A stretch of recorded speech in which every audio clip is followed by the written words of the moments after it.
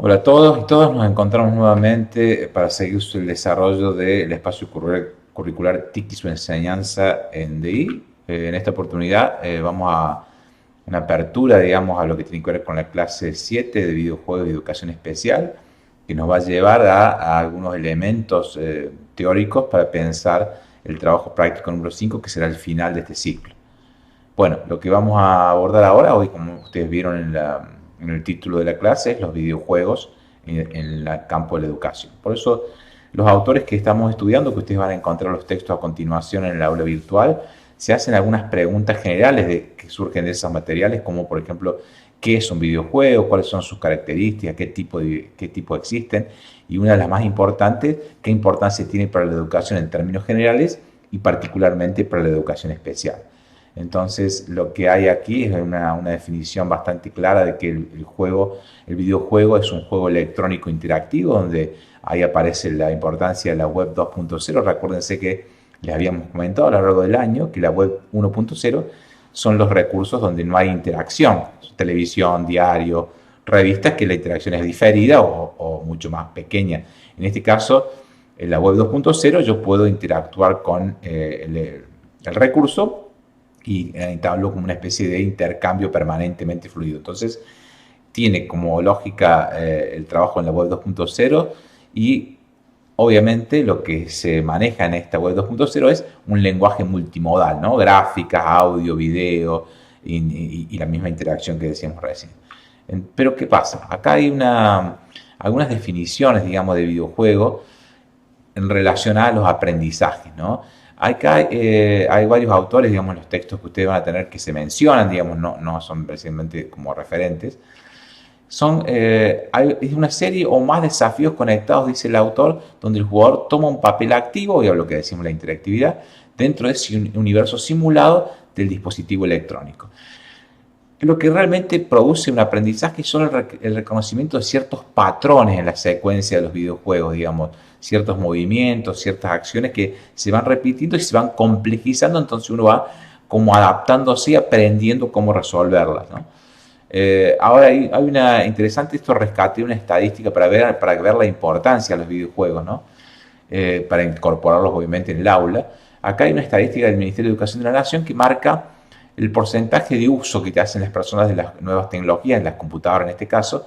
Fíjense si nos vamos al marco de, bueno, está el chat, juegos, información, correo electrónico, escucha música. Fíjense que para videojuegos muchas personas usan esto, el 70% tanto de los mayores recursos o menores recursos, de personas que tienen mayores recursos económicos o menores, entre el 70 y el 85 lo usan para videojuegos. O sea que es uno de los porcentajes de mayor uso. Eso nos habilitaría de alguna forma pensar en que tenemos que hacer algo con esto para la escuela, para la educación, para que los estudiantes aprendan, ¿no? Entonces, lo que tenemos que, antes de un poco meternos en esta lógica de qué aprendemos con el videojuego, sería interesante pensar en esa clasificación inicial que hay. Esta es una clasificación que yo armé, digamos, de distintos recursos. Voy a ir rápidamente en estas placas, un poco a ver las características de cada uno de estos videojuegos, los de deporte, consolas, la Play, la famosa Fórmula 1, NBA, ejemplos, digamos, ¿no? Y ustedes van a ver siempre en azul en el medio qué cuestiones ejercita, por ejemplo, ejercitar la coordinación visomotora, la profundiza el conocimiento de reglas y estrategias deportivas, digamos, ¿no? Todo esto que genera los videojuegos deportivos. Tenemos también los arcades, que son los juegos de acción, por esta cuestión de la rapidez, digamos, que requiere el usuario. Acá siempre se hacen en broma, digamos, ¿no? Ejemplos son el Pac-Man y muchos más que aparecen ahí. Esto es, en broma se dice que cuando uno en este tipo de juegos reflexiona e intenta pensar, pierde, porque es muy, lo que nos demanda es una contribución del desarrollo psicomotor exagerada, digamos, y permanentemente un estímulo-respuesta constante, ¿no? Pero a mucha velocidad. O por otro lado tenemos los de acción y aventura que perdón, combinan género de aventura con elementos de acción, digamos, ¿no? Son muy variados, digamos, entonces hay algunos de Pokémon, Indiana Jones, bueno, varios juegos. Nos permiten una reflexión sobre los valores y contravalores que se desprenden de estos programas donde uno los va jugando, ¿no? Los buenos, los malos, el mal, el bien, algunas cuestiones morales y de ejemplos que hay sobre esto, ¿no? Insisto, yo voy a ir muy rapidito como para pensarlo ahí a esto de los juegos de simulación y construcción. SimCity es muy popular, digamos, ¿no? Que nos permite este tipo de simulaciones, ¿no? De situaciones de la vida real. Nos permite experimentar e investigar también el funcionamiento de máquinas y fenómenos y situaciones diversas que tiene la gente cuando se le presenta alguna variable, ¿no? Entonces, la de simulación son interesantes, se usan mucho, digamos, y son más estratégicos, ¿no? Después tenemos otros, los de estrategia, ¿no? Y acá aparecen los del ajedrez. Hay muchos que han surgido últimamente, ¿no? Que ponen en práctica estas habilidades de planeamiento estratégico, digamos, mi acción que desarrollo ahora, qué efecto va a tener en un futuro, esta proyección que yo tengo que hacer, y obviamente tengo que usar mucho la imaginación para pensar en que este movimiento que voy a hacer, qué consecuencias tiene en los próximos movimientos. Por eso se pone el ejemplo del ajedrez y otras cosas. Hay otros videojuegos también que son los de lógica y los de puzzles, que son los de armado, digamos, de figuras, digamos. Esto también desarrolla la percepción espacial, la lógica, la imaginación y la creatividad, porque acuérdense que es como armar una figura con distintas piezas que están desordenadas, pero armar entonces esos patrones me permiten como reconocimiento de ciertas lógicas en el armado de la figura que se quiere hacer, ¿no? Un rompecabezas sería. Después tenemos los de preguntas y respuestas. Estos son las trivias famosas, digamos, el Carmen, San Diego, hay varios ejemplos que permiten. Acá hay una idea de memorización permanentemente de datos, frecuencias, ideas, y que favorece el enciclopedismo, digamos. Es como retrocederse a la educación tradicional, ¿no? Sirve para pensar conocimiento de todo tipo, pero esto es lo que propone, digamos, ¿no? Acuérdense que estamos viendo características de videojuegos distintos y sus características y lo que proponen para pensar. En cuestión de rol, digamos que uno va asumiendo distintos puntos de ahí, como la persona que juega, digamos. Entonces también lo mismo, digamos, que el anterior, ¿no? Va siendo una interacción entre los elementos y sirven para pensar tipo de conocimiento. Los educativos, hay varios que están hechos especialmente para educación. Yo les pongo ahí, hay un blog, digamos, que abajo lo tienen ustedes, y también hay algunos en la página virtual, en el aula van a encontrar algunos. Están en desarrollo permanente, ¿no? Nosotros vamos a hacer una experiencia con el proyecto DANE, que más adelante está en el aula virtual, donde se pone en juego esto para pensar las interfaces educativas a nivel educativo, que los estudiantes puedan interactuar y ya están pensados para el ámbito de la educación, ¿no? Para que aprender algo concretamente. Bueno, eso es muy rápido, digamos, la clasificación de los videojuegos y esas posibilidades que tienen en cuanto a la forma de pensar. Pero, ¿cuál es el potencial educativo? Se preguntan los autores que nosotros vamos a analizar en esta clase, ¿no? Bueno, la cuestión de que nadie juega por obligación, digamos. Esto es, por eso hay tantos adeptos, ¿no? Es voluntario, tiene reglas y tiene objetivos claros que hay que cumplir. Sortear un efecto, lograr alguna acción futura con el movimiento que hago, entre otras, digamos, ¿no? Siempre plantea algún cierto tipo de conflicto, ¿no? Donde se puede perder y ganar. Y ahí hay algo que es importante, que está en el cuarto punto, que es los resultados siempre son inciertos en cierta forma, ¿no?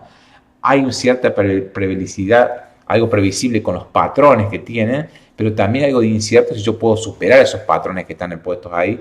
Entonces eso le da la incertidumbre del juego. Obviamente ya sabemos que es interactivo y tiene muchos desafíos. Lo da justamente, creo que la cuestión de la incertidumbre y no estar seguro de a qué lugar voy a llegar en el juego, le da ese plus de atractivo, ¿no? Que es el componente de atracción que tiene, digamos. Si tuviera todo acabado, a nadie le gustaría jugar, sino que justamente el desafío es ver hasta dónde llego, digamos, ¿no? Hasta qué lugar puedo acceder. Que se da mucho también en el ámbito deportivo eso, ¿no? Cuando uno juega un deporte o algo, digamos, también hay una cuestión de incertidumbre, ¿no? Y obviamente compromete e involucra a los jugadores para poder ser parte de la interactividad esa, digamos, ¿no? Estos son algunos potenciales que son interesantes para pensar en la educación. Retomo el texto del Ministerio de Educación acá para ir como reflexionando sobre algunos puntos, y ellos hacen una investigación, digamos, obviamente que está en el texto que está en el aula virtual, y ellos rescatan algunas voces de los docentes que en contra de los videojuegos, ¿no? Los videojuegos no generan para nada, son una pérdida de tiempo, incentivan la violencia. Claro, algunos no todos, están un montón de horas frente a la pantalla, pierden el hábito de lectura, aíslan a los chicos, los videojuegos repiten, los ponen como autómatas, dicen algunos, no leen porque todo el tiempo están jugando. Bueno, algunas reacciones negativas que tienen los maestros, recopilando voces, se llama el texto, una parte del texto, pero en realidad hay que pensarlo de otra forma, dicen los autores esto del Ministerio de Educación de la Nación, ¿no? Hay que ampliar la concepción de la alfabetización, ni mucho ni poco, digamos, trasciende evidentemente la letra impresa, por eso se habla de que es un texto de comunicación multimodal, digamos, ¿no? Y crea ambientes y la alfabetización en diversos ámbitos semióticos, de cómo yo interpreto, por eso dice ahí claramente el autor, cómo de prácticas, conjunto de prácticas que utiliza o una o más modalidades del lenguaje oral, escrito, imágenes, ecuaciones, símbolos, sonidos, gestos. Ecuaciones se dan en los de deporte muchas veces, ¿no?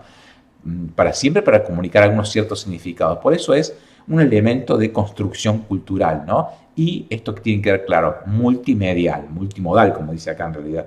Multimedia porque tiene como muchos elementos que lo configuran, ¿no? Por eso es tan atractivo, ¿no? Digamos, las luces, los efectos, los colores. Obviamente, preguntas que nosotros tenemos que hacernos para que ustedes evalúen los videojuegos, que es una actividad que le vamos a pedir acá en el trabajo práctico.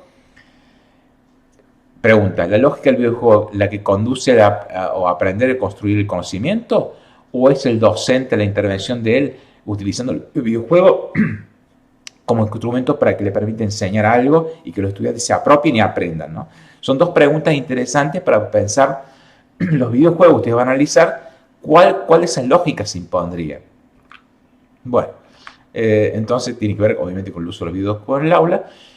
Y finalmente aparece la idea del Ministerio de Educación pensando en algunas preguntas que nosotros como docentes tenemos que hacernos, ¿no?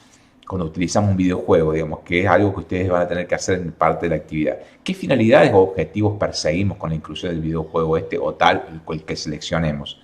¿Qué procesos de pensamiento desarrollan?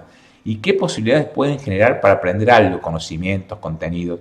Son tres grandes preguntas que los docentes tienen que hacer a la hora de pensar y seleccionar ese videojuego que van a utilizar, digamos, ¿no? Muy bien. Otra fase, digamos, de ideas que hay que tener en cuenta es, obviamente, como ustedes ya lo saben, de adecuarse a la edad y el desarrollo cognitivo de cada niño, digamos, por eso es bastante personalizado el trabajo ahí. Evaluar ese tiempo que se dedica y reflexionar sobre los contenidos a trabajar y diseñar fundamentalmente actividades.